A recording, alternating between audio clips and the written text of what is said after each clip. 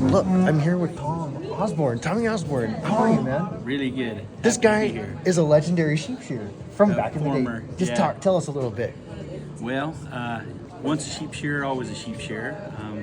I still think about it all the time, and shear sheep every day in my mind. So it's a blessing and a curse. But once it's in your blood, you have it forever. So Now, can't shake it. he used to shear with this guy that I sheared with on a crew for 3 years. Dwayne Anderson. Yeah. And Dwayne and I, we sheared together from 15, 16 years old till we were done about 25 doing the year-round shearing thing. So, it was a pretty good run, and met a lot of really good people, and had a great experience in life, and it's definitely a lifestyle. It's not a job. It's your livelihood. So it was worthwhile. Where did you learn how to shear? Well, I learned how to shear down at Bowler's place to begin with, and I think I was 15, maybe 14. That's where I met Dwayne, actually, down there. And then we went over when we were sophomores in high school to Kurt Olson, his sheep shearing school with SDSU. It was a SDSU sponsored school over at Clarkson's in it's Buffalo, South Dakota. Dang, what's the... You remember Brown, Glenn Brown? Glenn Brown. Yeah. He was one of the guys that helped put it on too, and they're just good old farmers over there in Harding County, and it was kind of a neat deal because Dwayne and I, we saved up our money, and we took a couple of days off of school, and we went and learned how to shear sheep the right way. So we learned how to shear Mexican, which is laying down. And I never knew that. Yeah. I never knew that. Yeah, but you shear from the tits up, so instead of down to them. That actually works good sometimes on big you shear sheep. them tied. You sheared them tied. I don't know if you've ever seen that, but I have. that was the old way of doing it. And actually, it shorn around a few sheep shearers that were the Mexicans that they sort of laying down and tits up, but they didn't tie. They were so fast that they didn't need to tie. Tommy, you're quite the legend, man. Oh yeah. Look, don't be fooled. This guy's a gun shearer. Him and Dwayne were like top guns back in the day. This was in the 90s, right? Yeah. Just what was back in the day? What was your average daily tally? 220. Depended on the sheep, and if you was in the red desert, you was going to shear less because your gear was getting eat up pretty bad, and if you was in South Dakota or Montana, you were, or even northeast Wyoming here where we're at today, the sheep shear a little better. They are more sort of targy, which is more open face, and the Columbias, they're pretty good shearing. Some Rambouillets, of course, they're a little smaller, but you kind of learn how to get around all of them. They're just a little bit different. So. And you were on. I've heard that you short with a lot of Kiwis and Aussies over the days. Tell us a little bit about that.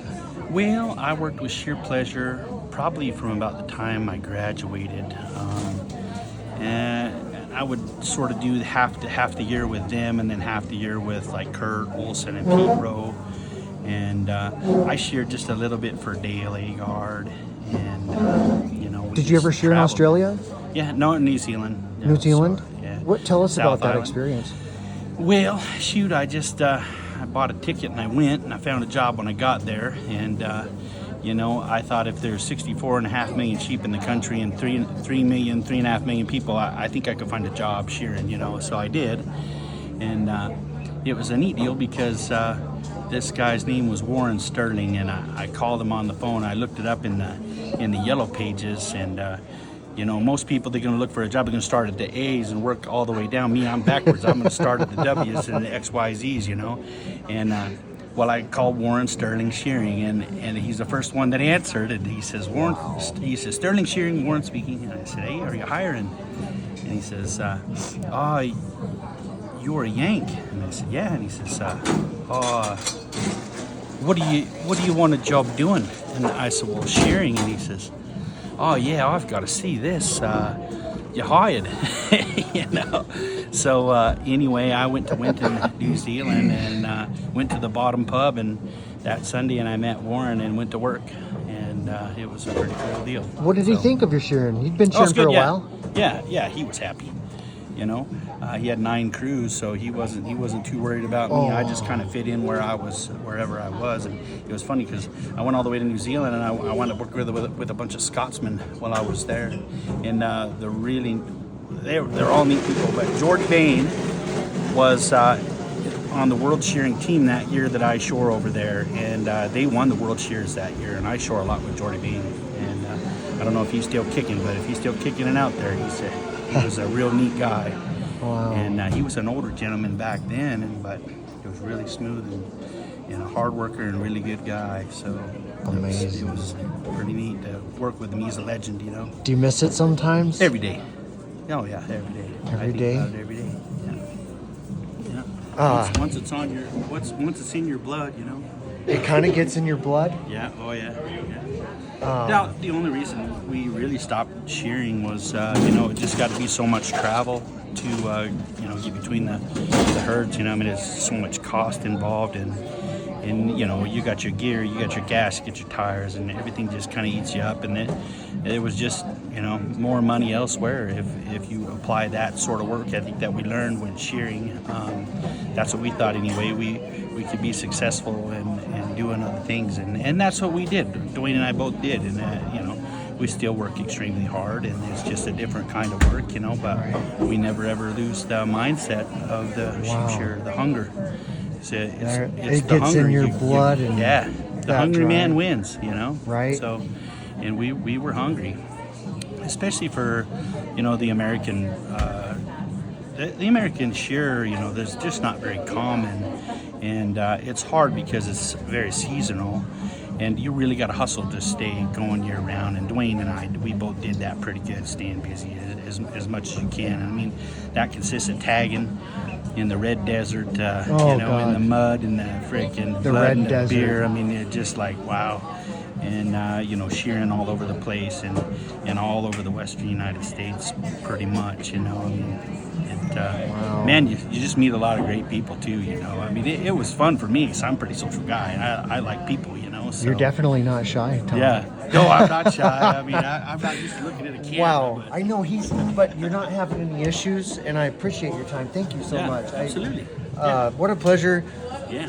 Tommy Osborne. I shore with his best buddy and partner, Dwayne Anderson, for 3 seasons up in Montana, and I know he was such an inspiration to me. I mean, he'd pump out 200, 220 every single day.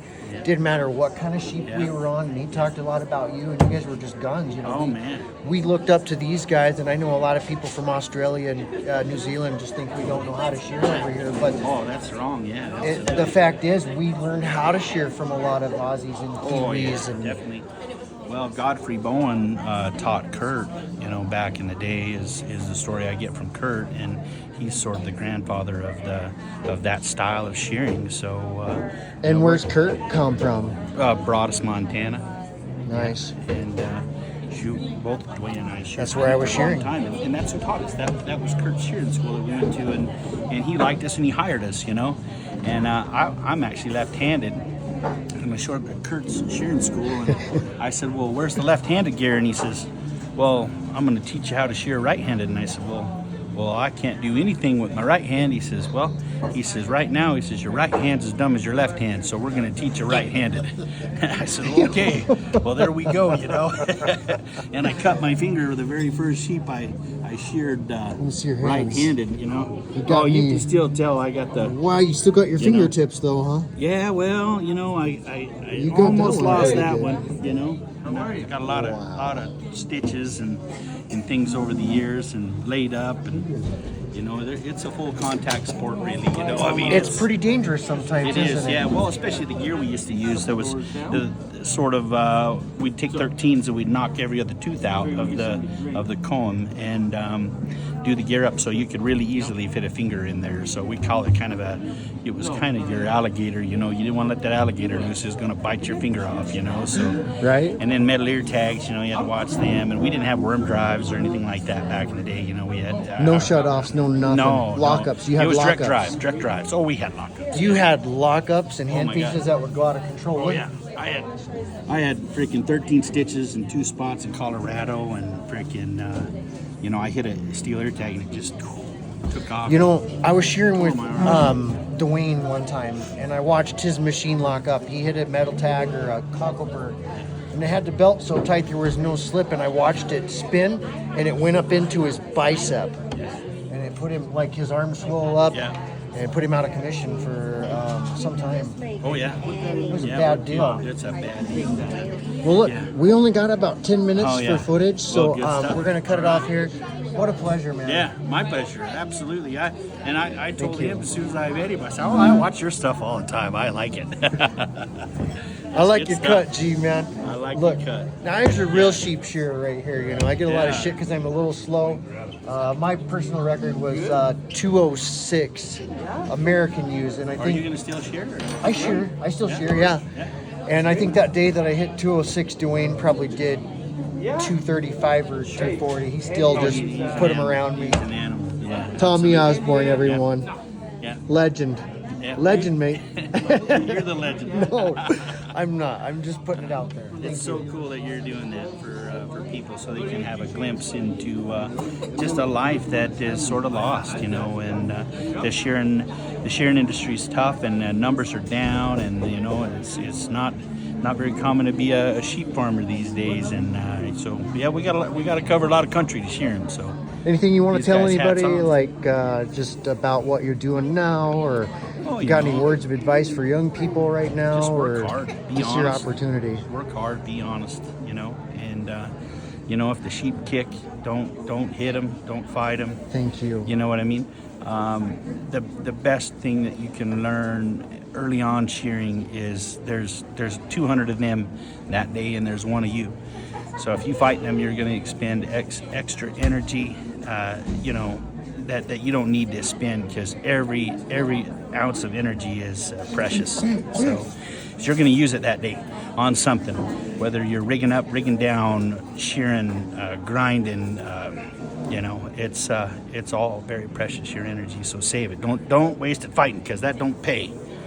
It don't pay, he says. Don't pay. It don't pay. You got to buy fuel these days, and inflation Yeah. is high. It don't pay to fight 'em, It don't does pay it? to fight them. You know, like there's just so many of them, And we don't want to see it. and no, they don't. We just wanna- don't want to see them get beat on They and don't want gouged. to beat you up.